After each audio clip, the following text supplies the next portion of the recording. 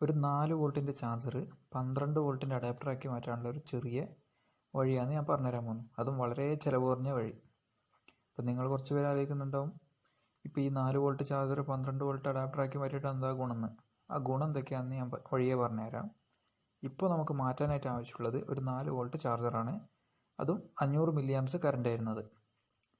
അതിൽ ആദ്യമായിട്ട് ചെയ്യേണ്ടത് എന്താ വെച്ചാൽ അതിനുള്ളത്തെ സർക്യൂട്ട് ബോർഡ് അയച്ചെടുക്കണം. സർക്യൂട്ട് ബോർഡ് അയച്ചെടുത്തതിന് ശേഷം അതിലെ 3 കോമ്പോണൻസ് ആണ് നമുക്ക് ചേഞ്ച് ചെയ്യേണ്ടത്. ആ ചേഞ്ച് ചെയ്യേണ്ട കോമ്പോണൻസ് ഏതൊക്കെയാണ്, എത്രയാ വാല്യൂ, എത്രയാ പ്രൈസ്, കാര്യങ്ങളൊക്കെ ഞാൻ കറക്റ്റായിട്ട് പറഞ്ഞുതരാം. അതിൽ ഫസ്റ്റ് ചേഞ്ച് ചെയ്യേണ്ട കോമ്പോണൻറ്റ് എന്താ വെച്ചാൽ സെനർ ഡയോഡാണ്. ഇപ്പോൾ ഉള്ള സെനർ ഡയോഡിൻ്റെ വോൾട്ടേജിനെക്കാട്ടിയും കൂടുതൽ വോൾട്ടേജുള്ള ഒരു സെനർ ഡയോഡ് വെച്ചിട്ടാണ് നമുക്ക് റീപ്ലേസ് ചെയ്യേണ്ടത്. രണ്ടാമതുള്ളത് ഒരു കപ്പാസിറ്ററാണ്, ഔട്ട്പുട്ട് സൈഡിലുള്ള ഒരു കപ്പാസിറ്ററാണ്. അതൊരു ഹയർ വോൾട്ടേജിലെ കപ്പാസിറ്ററായിട്ട് റീപ്ലേസ് ചെയ്യണം. മൂന്നാമത് ഇൻപുട്ട് സൈഡിലുള്ള ഒരു കപ്പാസിറ്ററാണ്. അത് കൂടുതൽ വാല്യൂ ഉള്ളൊരു മൈക്രോഫാരഡ് വാല്യൂ ഉള്ള കൂടുതൽ വോൾട്ടേജ് തരുന്ന ഒരു കപ്പാസിറ്ററായിട്ട് റീപ്ലേസ് ചെയ്യണം. അപ്പോൾ ഈ കാണുന്ന കപ്പാസിറ്റർ വെച്ചിട്ടാണ് നമ്മൾ റീപ്ലേസ് ചെയ്യാൻ പോകുന്നത്. ഇതാണ് റീപ്ലേസ് ചെയ്യാൻ പോകുന്ന കോമ്പണൻസ്. പഴയ കപ്പാസിറ്ററിനെക്കാട്ടിയും വാല്യൂ കൂടുതലും വോൾട്ടേജ് കൂടുതലുള്ള കപ്പാസിറ്ററാണ് അത്. അപ്പോൾ ഇത് ഇൻപുട്ട് സൈഡിൽ വെക്കേണ്ട കപ്പാസിറ്ററാണ്. ഇനി ഔട്ട്പുട്ട് സൈഡിൽ വെക്കേണ്ട കപ്പാസിറ്റർ ഇതാണ്. ഔട്ട്പുട്ട് സൈഡിൽ വെക്കേണ്ട കപ്പാസിറ്റർ ഇതിന് 470 മൈക്രോഫാരഡ് 25 വോൾട്ടാണ്. അപ്പോൾ 12 വോൾട്ട് ഔട്ട്പുട്ട് ഇട്ടുണ്ടെങ്കിൽ 25. ഇത് 11 വോൾട്ടിൻ്റെ സെനർ ഡയോഡാണ്. അപ്പോൾ ഈ 3 കോമ്പോണൻസ് വെച്ചിട്ടാണ് നമ്മൾ 4 വോൾട്ടിനെ 12 വോൾട്ടാക്കി മാറ്റാൻ പോകുന്നത്. അതിൽ ആദ്യം വേണ്ടത് 470 മൈക്രോഫാരഡ് 25 വോൾട്ടിൻ്റെ ഒരു കപ്പാസിറ്റർ, പിന്നെ 10 മൈക്രോഫാരഡ് 450 വോൾട്ടിൻ്റെ ഒരു കപ്പാസിറ്റർ.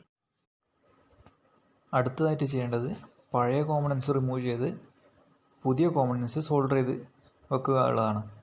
അതിനായിട്ട് പഴയ കോമ്പണൻസ് എല്ലാം ഡീസോൾഡർ ചെയ്ത് കഴിഞ്ഞ് പുതിയ കോമ്പണൻസ് ഫിക്സ് ചെയ്യുക. പിന്നെ പുതിയ കോമ്പണൻസ് ഫിക്സ് ചെയ്യുന്ന സമയത്ത് പ്രത്യേകം ശ്രദ്ധിക്കണം, എല്ലാ കോമ്പണൻസിൻ്റെയും പൊളാരിറ്റി ശ്രദ്ധിക്കണം. പ്രത്യേകിച്ച് കപ്പാസിറ്ററിൻ്റെയും സെനർ ഡയോഡിൻ്റെയും. കപ്പാസിറ്റർ പോസിറ്റീവ് ഉള്ള ഭാഗം പോസിറ്റീവിലും നെഗറ്റീവ് ഉള്ള ഭാഗം നെഗറ്റീവിലും വെക്കണം. അത് അങ്ങോട്ടോ ഇങ്ങോട്ടോ മാറിപ്പോയാൽ കപ്പാസിറ്റർ ബ്ലാസ്റ്റ് ആവാനോ സർക്യൂട്ടർ ഡാമേജ് ആവാനോ ചാൻസസ് കൂടുതലാണ്. അപ്പം അത് ശ്രദ്ധിച്ചിട്ട് വേണം നമ്മൾ കപ്പാസിറ്റർ സോൾഡർ ചെയ്ത് ഫിക്സ് ചെയ്യാൻ വേണ്ടിയിട്ട്. ഇനി 4 വോൾട്ട് 12 വോൾട്ട് അഡാപ്റ്റർ ആക്കിയിട്ടുള്ള ഗുണങ്ങൾ പറഞ്ഞുതരാം. നമ്മൾ ഏറ്റവും കുറഞ്ഞ ഒരു 12 വോൾട്ടിൻ്റെ അഡാപ്റ്റർ വാങ്ങുന്നതാണെങ്കിൽ 200 രൂപ വരും മാർക്കറ്റിൽ.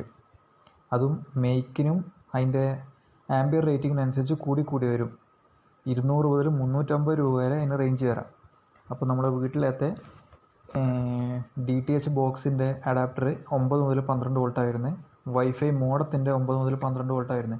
ഇതിനൊക്കെ എന്തെങ്കിലും ഡാമേജ് സംഭവിച്ചാൽ നമുക്ക് വെറും ഈ 3 കോമ്പണൻസ് ചേഞ്ച് ആക്കിയിട്ട് പറ്റും.